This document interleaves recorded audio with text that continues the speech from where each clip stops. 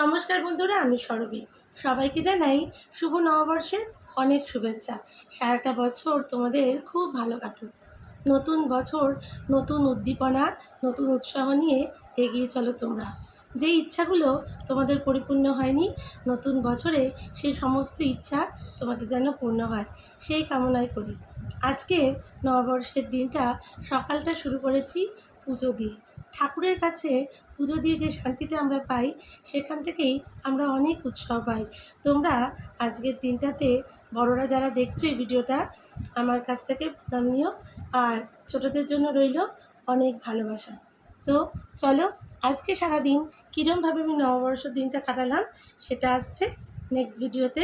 এই ভিডিওটা তার জন্য পুরোটা তোমরা দেখতে থাকো। নববর্ষের প্রথম দিনটাই শুরু করেছি সকালে সূর্য প্রণামের মাধ্যমে। ঠাকুর সবাইকে ভালো রাখুক, সুস্থ রাখুক, এই প্রার্থনাই ঈশ্বরের কাছে সবসময় করি। কারণ আমাদের শরীর স্বাস্থ্য সব কিছু, আমাদের পরিবার পরিজন সকলে ভালো থাকলে তখনই আমরা সবথেকে বেশি খুশি থাকি। তো ঠাকুরের কাছে এই প্রার্থনা জানালাম তোমাদেরও সারা বছর খুব ভালো কাটুক। আর দেখো, এখানে আমি বানাচ্ছি আজকে স্কোয়ার পরোটা আর আলুর দম। ছেলেকে বলেছিলাম যে তুই লুচি খাবি, বলল না মা পরোটা করো। তো ওর জন্য পরোটা আর আলুর দম করেছি। আর এই সমস্ত দিনে আলুর দম, লুচি, পরোটা এগুলো খেতে তো বেশিই ভালো লাগে। তো একদম কাঁসার থালায় পরোটা আলুর দম সার্ভ করে দিলাম। ছেলে বলছে মা দারুণ টেস্টি হয়েছিল। তার সাথে দিয়ে দিয়েছিলাম বোঁদে। এবার জলখাবার সেরে দুপুরে রান্নার পর্ব। বুঝতেই পারছো, একদম মাংস এখানে বড় বড় পিস করে দই ঠই মশলা দিয়ে মাখা হয়ে গেছে। আর মশলা হিসাবে এখানে লঙ্কার গুঁড়ো, জিরে গুঁড়ো, ধনের গুঁড়ো, নুন দিয়ে মেখেছি দই দিয়ে মাংসটাকে। আর আলুগুলো ভেজে নিচ্ছি, কারণ বিরিয়ানির রান্নায় তো হলুদ পড়ে না। আর বিরিয়ানির চাল নিয়ে সবসময় একটা টেনশান থাকে, ওই জন্য একদম 2 ঘন্টা দাঁড়িয়ে থেকে রান্নাটা করেছি। আর বিরিয়ানি খেতে বরমশাই, আমার ছেলে, আমিও ভীষণ ভালোবাসি।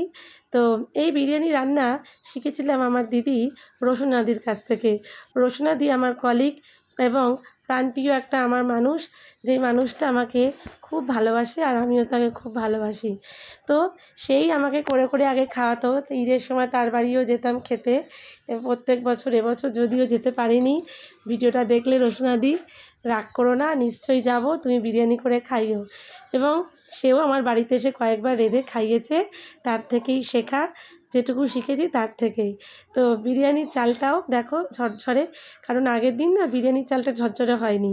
তো আজকে একদম পারফেক্ট হয়েছে এবং তার সাথে স্যালাড। ছেলে বর খেয়ে সবাই বলেছে খুব ভালো। বলো শুভ নববর্ষ, সবাই বলো শুভ নববর্ষ। ওই আমারটা কই বলেছে জন্মিতে লাগে গেল না। শুভ নববর্ষ। সোদপুরে এসে আমার সাথে দেখা মৈত্রীদির ছেলে, আমি, আমার সোনা বাবা, মা, আমরা সবাই সোদপুরে চলে এসেছি। নববর্ষের সন্ধেবেলাটা আর বাড়িতে মন বসছিল না, মনে হচ্ছিল যাই একটু ঘুরু করে আসি। তো চলে এসেছি ঘুরু করতে। আজকের দিনে অনেক দোকানেই হালখাতার পুজো হচ্ছে। আর আমি সেই হিসাবে আমরা যেই দোকান থেকে কেনাকাটা করি রেডিমেড সেন্টারে চলে আসলাম ছেলের একটা জামা কিনবো বলে গরমের জন্য। তো এই জামাটাও এখান থেকেই কেনা, দীঘায় যাওয়ার সময় কিনেছি। সেখানে যাওয়ার সাথে সাথেই ওনারা কফি দিলেন, বিস্কিট দিলেন। তো আমি কফি খাইনি, ছেলে খেলো। তো তারপরেই জামা কাপড় দেখাশোনা শুরু করে দিলাম।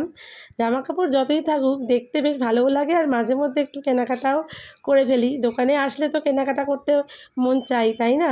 তো ছেলের জন্য এই গেঞ্জিটা ছেলেই চয়েস করেছে, এখনও বড় হচ্ছে, ও তো একটু চয়েস করছে, ওর চয়েসটাকেও মূল্য দেওয়া উচিত। তো যাক, তোমরাই জানিও চয়েসটা কেমন করেছে। তো সেখান থেকে এই গেঞ্জিটা কিনে নিলাম। তো কিনে নেওয়ার পরে এবারে আমার মায়ের ছিল ইয়ের দিন, জন্মদিন, নীল পুজোর দিন। সেদিন তার দিদুকে সে কোনো গিফট দিতে পারেনি, তাই সে তার ঘটে জমানো পয়সা থেকে দিদুর জন্য এই যে এই বালাজোড়াটা কিনেছে। তো তোমরা জানিও কেমন হয়েছে। সে আর অনেক কেনাকাটা হয়েছে, ঘোরাঘুরি হয়েছে, এবার তো খিদু খিদু পেয়ে গেছে। তো চলে এসেছি সজল ফাস্টফুড সেন্টারে, যেটা সোদপুরের জাম্বো রোলের জন্য খুব বিখ্যাত। এখন এদের মানে রোলের দোকানটা এতই পরিচিত সবার, সবাই জানে। সেখান থেকে রোল অর্ডার দিয়ে দিলাম। তো ওখান থেকে আমার থালি খাওয়ার ইচ্ছা ছিল, কিন্তু থালির অর্ডারটা শেষ হয়ে গেছিলো। যাই হোক, তো আজকে আমাদের রোলের ট্রিটটা দিয়েছে মৈত্রীদি। তো সেখান থেকে রোলগুলো আমরা অর্ডার দিয়েছি, তারপরে আইসক্রিম খেয়ে বাড়িতে আসার পালা।